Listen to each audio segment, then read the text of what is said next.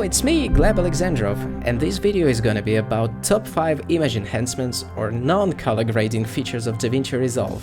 Obviously, if you've watched our recent videos, we've talked a lot about the color grading features of DaVinci Resolve and how to apply it creatively to the EXRs rendered in Blender, all within that Blender to Resolve series you're currently watching. But that being said, there's a lot to talk about when it comes to the non-color grading features of DaVinci Resolve, such as optical flow, motion blur simulation, of course the famous temporal denoising, and some other cool tricks. A quick disclaimer though, some of these features work perfectly fine in the free version of Resolve, and some require the studio or the paid version. I still think it's definitely worth discussing either way. So let's get started. The first incredible feature available in the free version of Resolve is optical flow. This algorithm helps to take a choppy footage and reconstruct the missing frames, making it buttery smooth. The way we can use it is, for example, to skip or step a few frames in Blender before rendering, with using the step parameter to render each fourth frame or whatever, and then before importing this sequence to Resolve, it has to be put into the alphanumeric order, otherwise Resolve won't recognize that this is a sequence. So in Windows we can click on the last frame, shift-click on the first one, F2 to rename, and give it some name. This is a caveat of using the sequences with the skipped frames in Resolve, and then we can just drag it onto the timeline and test the optical flow in a second. We can check the frames per second of the sequence by right-clicking it and selecting clip attributes and setting it to whatever needed, like 24 frames per second. Obviously, it will now play faster than intended, because we skipped a lot of frames while rendering, and we need to slow it down to bring it back to its original intended speed. So I will slow it down to just 20% of its current speed, bringing the frames per second to 4.8. And I will also extend the footage like that. If we play it now, we will notice that the playback is a little bit choppy. No surprise about that, because it's just 4 frames per second. Now here comes the optical flow. To find it, open the inspector menu, then go retime and scaling, and here you will see retime process that needs to be set to optical flow. Alright, let's give it a playback. It should be much smoother now. But what is about these wobbling artifacts? It boils down to the motion estimation settings. We can try another algorithm like enhanced beta to reduce some of these artifacts. Depending on the type of the motion within the video, different algorithms could be used. For example, some videos may require going speed warp, either speed warp faster or speed warp better. Like for instance, let's have a look at this type of video with a really fast moving camera. First, I'm going to slow the footage down from the R menu to just 20% of its initial speed, and then extend it out like that. Now if we go optical flow, we will notice horrible artifacts all around the image. This horrendous jelly-like wobbling can be fixed with using speed warp. Unfortunately, it is only available in the studio version of Resolve though, yet it works great for such motion. Another cool thing that we can do in any version of Resolve is use the retime controls for applying a non-linear retiming. There are so many interesting effects that we can do with this feature. For example, let me scroll down a little bit and then add another speed point and set the first segment back to its original speed. So it's like slowing down. And then I will play it back a bit and add yet another speed point. And speed it up considerably to 100. So it goes slow and then fast again. I'm sure you have seen this effect in the car commercials when it goes. Okay, to smooth out the transitions, we can open the retime curve. Let me expand it a bit like that. And basically all we need to do is select the point and then click on this icon and adjust the shape of the Bezier curve. I will do it to this point as well, just to smooth it out a bit, so it gradually slows down and then speeds up again. Pretty cool! And when we're done, we can click here to close this menu, and then click here to hide the curves display.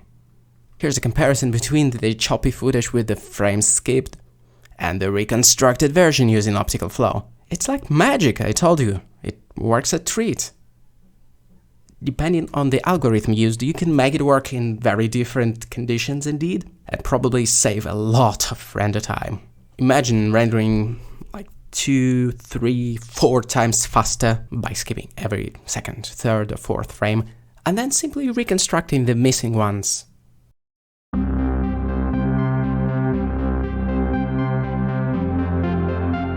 Another super useful feature of the paid version of Resolve is spatial and temporal denoise. The way it works is that we take a noisy footage rendered in Blender, and this one is really noisy indeed, and then we go Color tab, open the Effects menu and search for Noise Reduction, and simply drag it onto a free node. Let me call it Noise Reduction. There are two modes that we can use, temporal and spatial. Let's start with the spatial one that Blender also has. The spatial noise reduction in Resolve used to have a bad rep, and indeed some modes of it like faster resemble JPEG compression, which doesn't look good. Well, there are different, more sophisticated algorithms to try though, like beta or enhanced, both preserving more detail, yet also suffering from quite aggressive smudging at the same time. That being said, in the recent version of Resolve, the Ultra Noise Reduction was added into the mix. What happens is that we click the Analyze button and it generates this square. We can move it to get a slightly different result, but usually it's just enough to click it and then carefully tweak the luma and the chroma threshold, and actually compared to the rest of the modes available within the Resolve spatial denoising, this one looks really promising.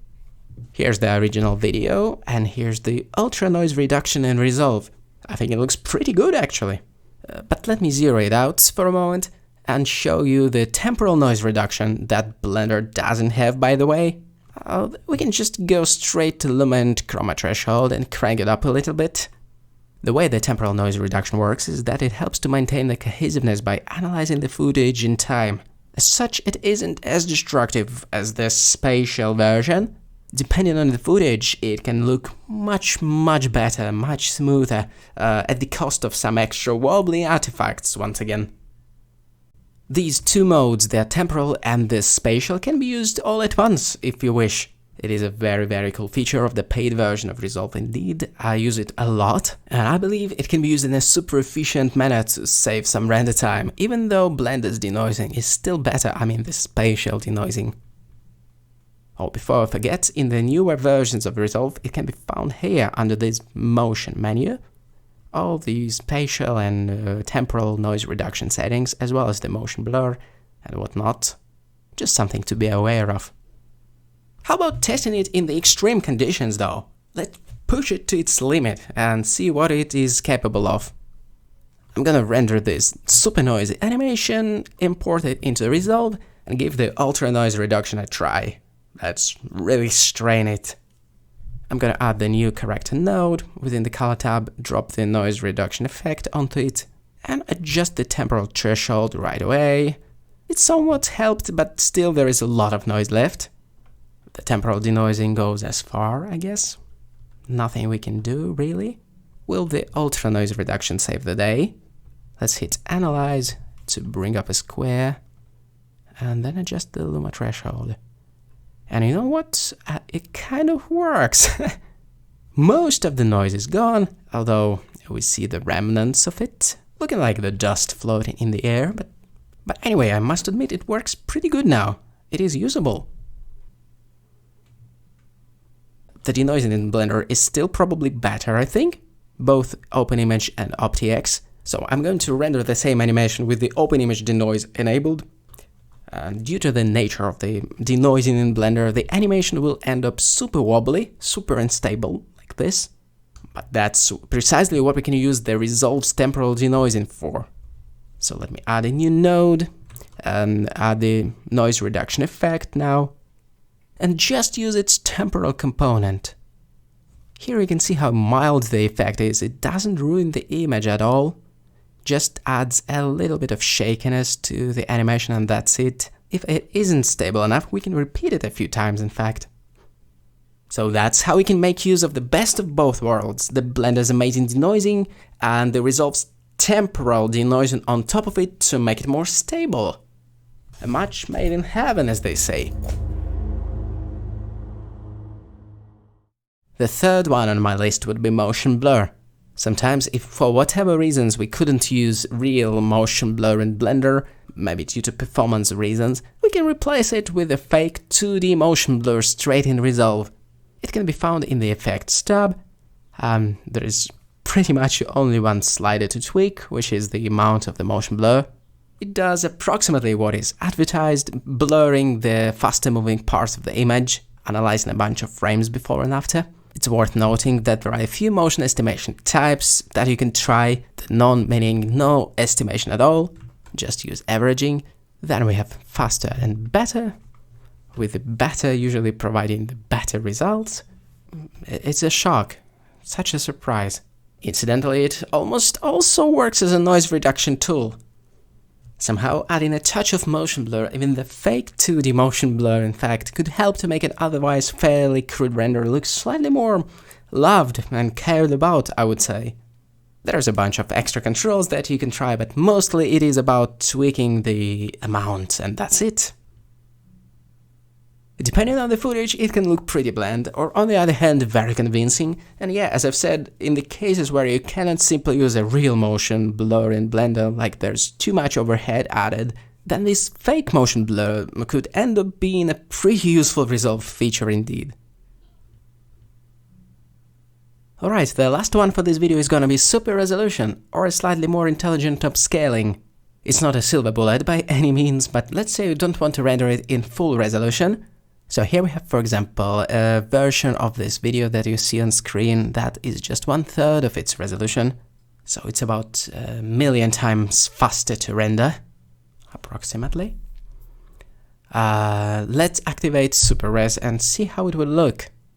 What we need to do is just activate this button and call it a day. So you can see it's not very hard to do indeed.